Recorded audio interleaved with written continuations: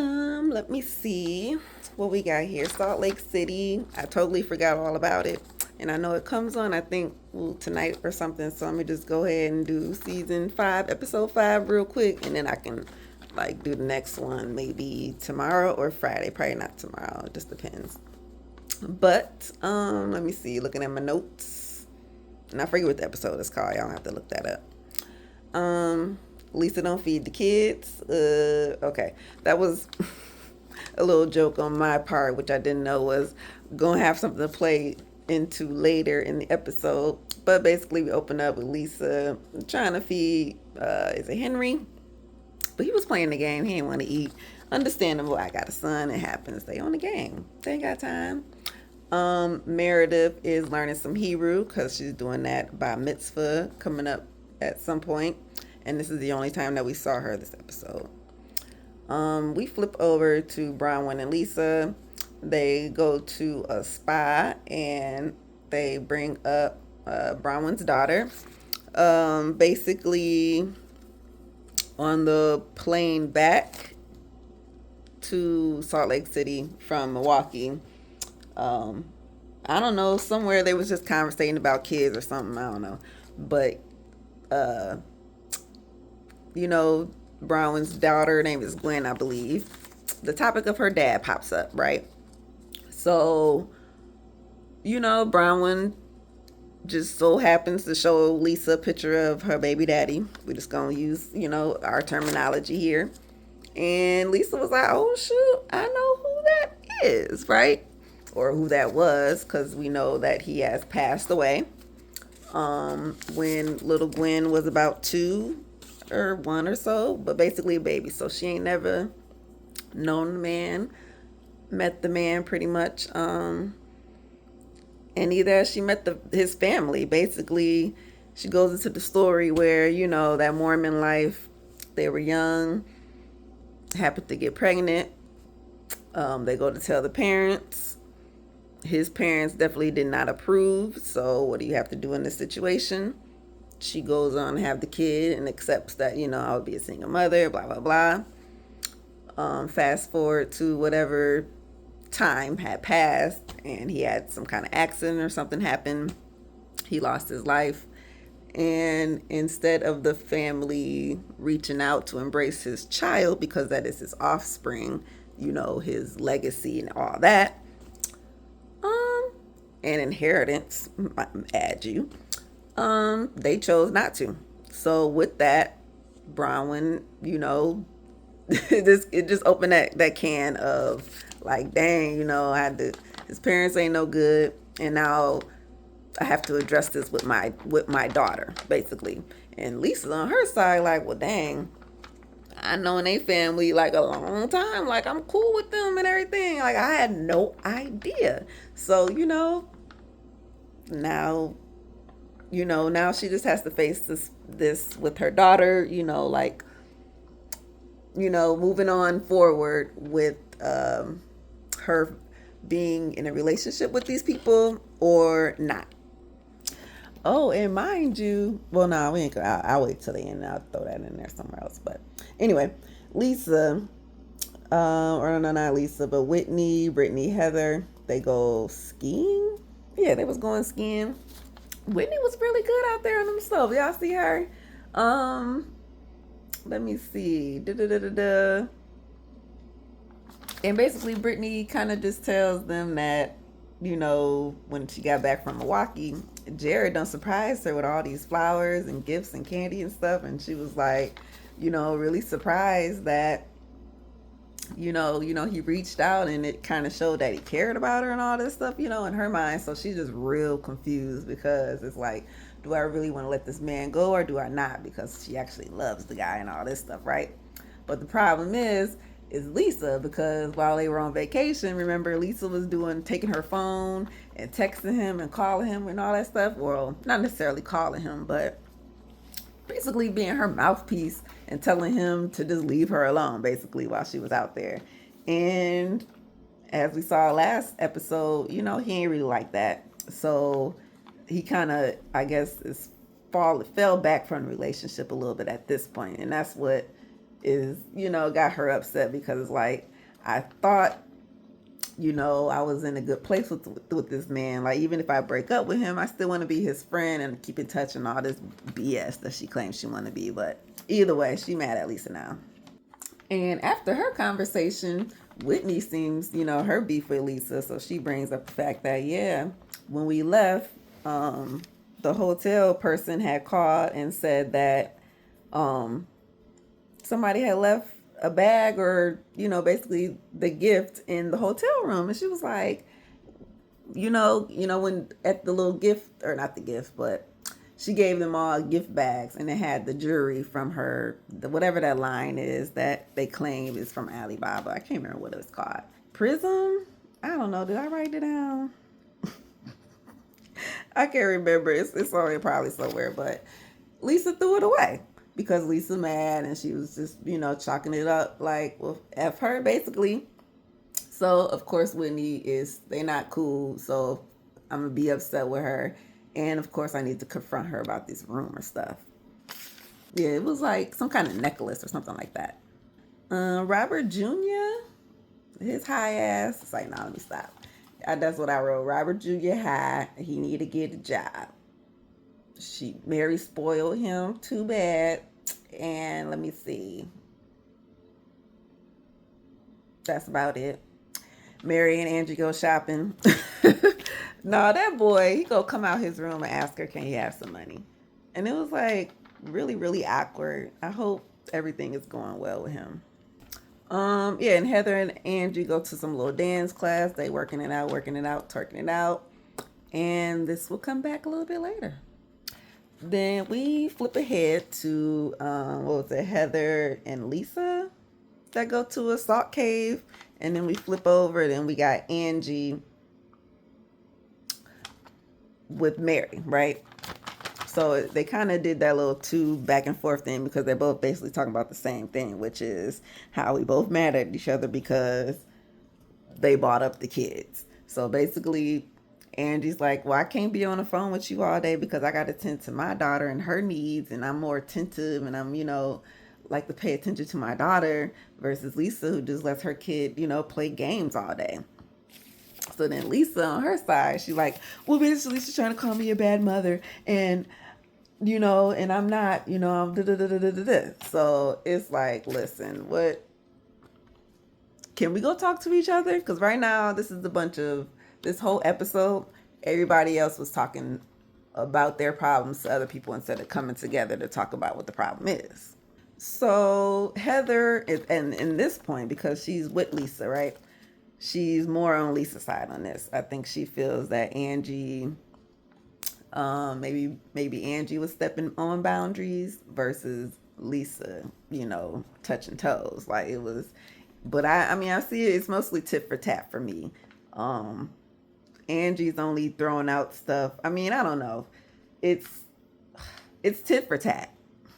And, like Heather, I guess she just assumes that Angie ain't being a good friend. This good friend thing, you're not being a good friend to me. You're not being a good friend to me.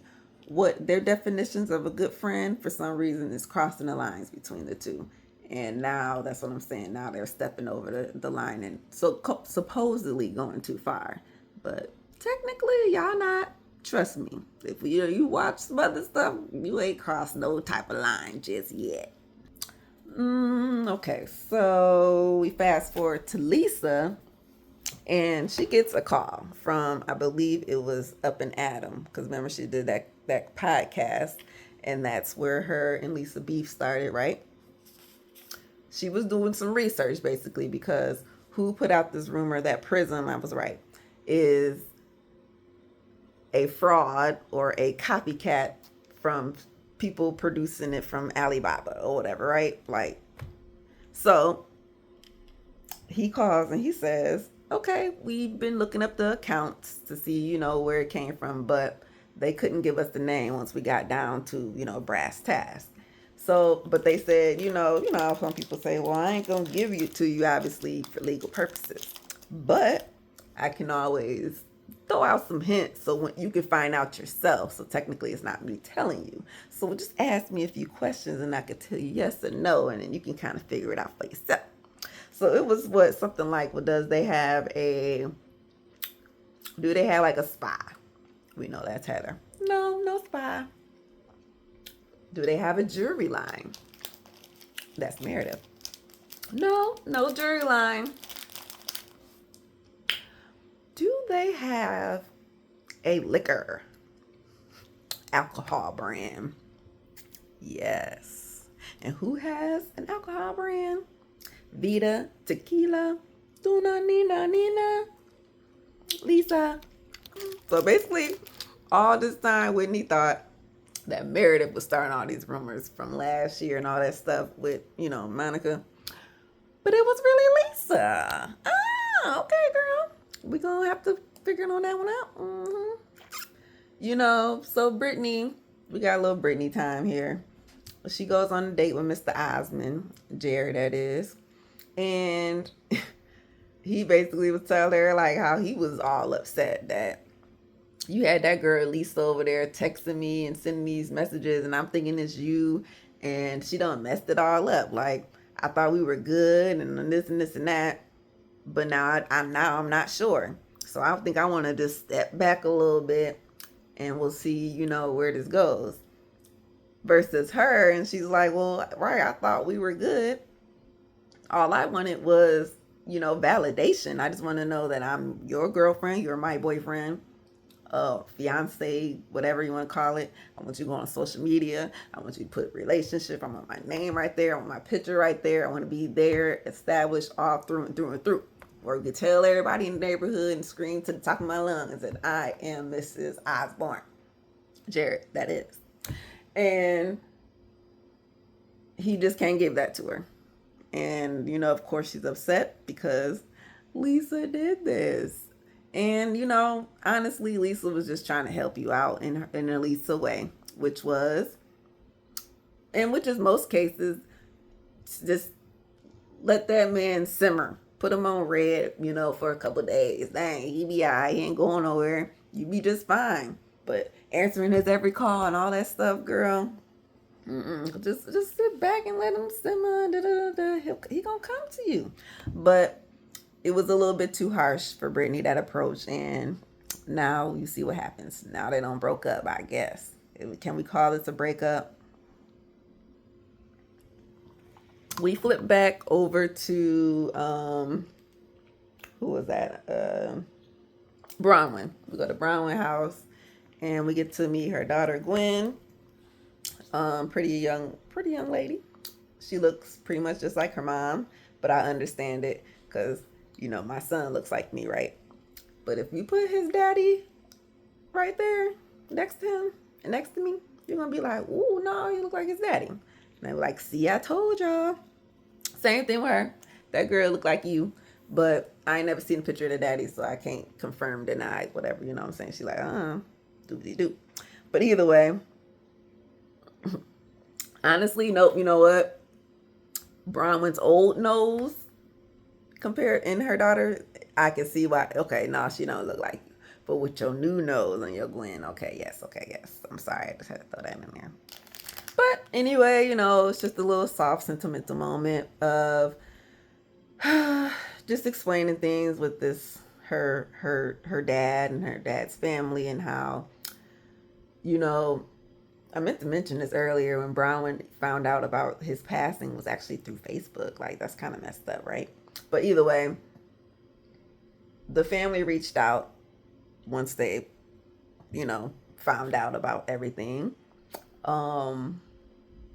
Well, at least the talkings are, that's going around town, I guess. So, they reached out to Gwen. And it wasn't, the it's not the message that you want when you're trying to look for a family and looking for love and looking for, your other half and all this stuff, that whole, what is that missing thing that, what I'm saying?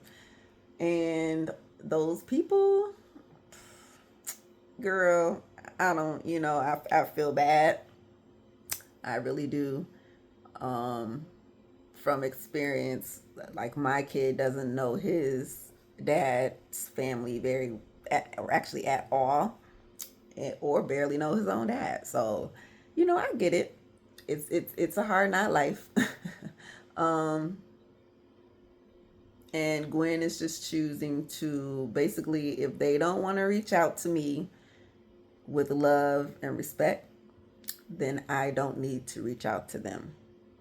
And simply put, until everybody is ready on the same page to come together, then I can do that. And that's kind of where Gwen is at. Bronwyn, as the mother, obviously has that mother guilt because she protected her so much. But was that protection a good thing or a bad thing? You know what I'm saying? It's like it helps, but in the end, it still hurts. And in all situations, everybody does their best, but and it is your best. It is. It's that truth, or that truth that lies underneath all that will always just hurt, and you just have to go through it to get over it. All right, so we get down to the last thing, and pretty much, it was Mary, Lisa, Brittany. They go like on a mudding zip line adventure. Um, they sit down, and Brittany basically expressed to Lisa that, look, I don't appreciate, what you did for my relationship. I thought it was going to help, I guess, or maybe you thought it was going to help, but it didn't. And now I'm mad. And Lisa was like, girl, whatever. I was trying to help you out, and I ain't sorry. Forget that man. Boo.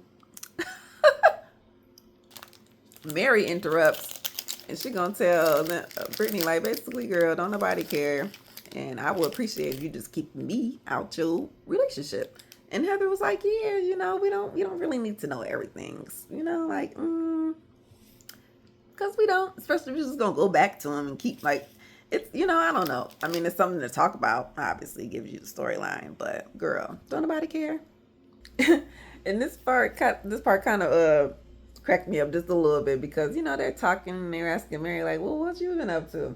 And she's like, nothing. I went to a dance class or whatever.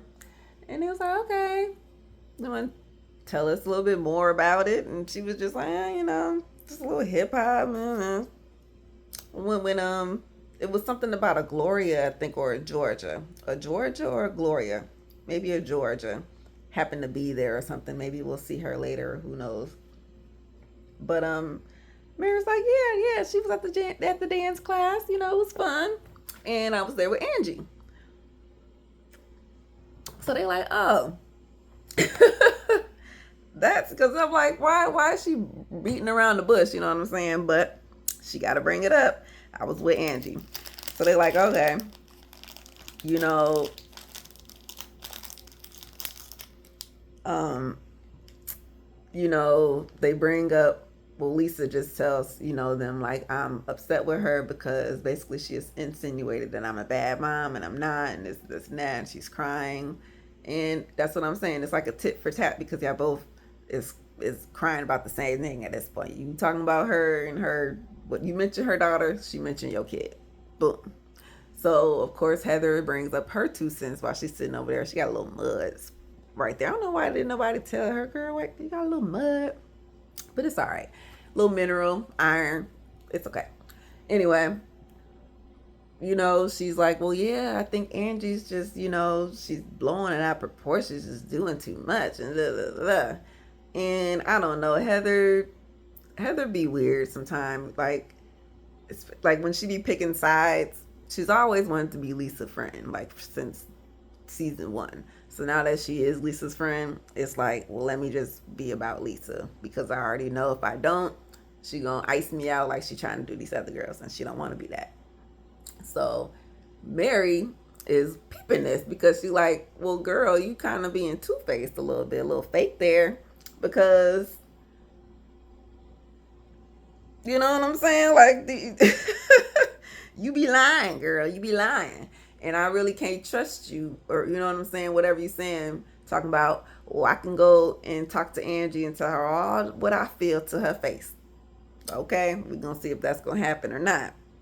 I feel it could happen, but Angie be reading. Angie got some words. I think she be shutting the girls down. It be, it's a little robotic a little bit. I know they be thinking like Meredith is a little robotic, but no, Angie is a little bit more because she talks like this. Meredith is more like this little cryptic, witchy like. But either way, Heather or Mary brings up, yeah, you be lying. I can't trust you. You lied about that black eye. You know what I'm saying? We all knew Jen did it, and you didn't want to admit it. And then you got this Ozempic thing going on, losing weight, but you was all body positivity back. You know what I'm saying? When you was a big girl, and I'm like, okay, Mary, I can see I see where you're going with this. I see it. When it comes to the body positivity thing and Ozempic, that part,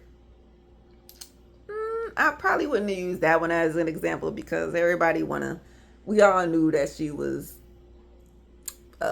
aware of herself and wanted to be better. And in order to do that, you have to, drop a few pounds. So that's what she did, and it's okay. So, but the first part about that, yeah, for sure. You could have used any other example, like her flipping flopping on Whitney, or her flipping flopping on Lisa or Meredith. I mean, because she does it all the time. But and that's pretty much the end of the episode. That's kind of all I got on my notes. Is that Mary made sense? That was the last thing that I wrote. Mary was making sense. And I was just cackling, like, what? How did we get here? From season 1, Mary, to this season 5. I know we skipped you a little bit on the second. Was it the second and the third? But girl,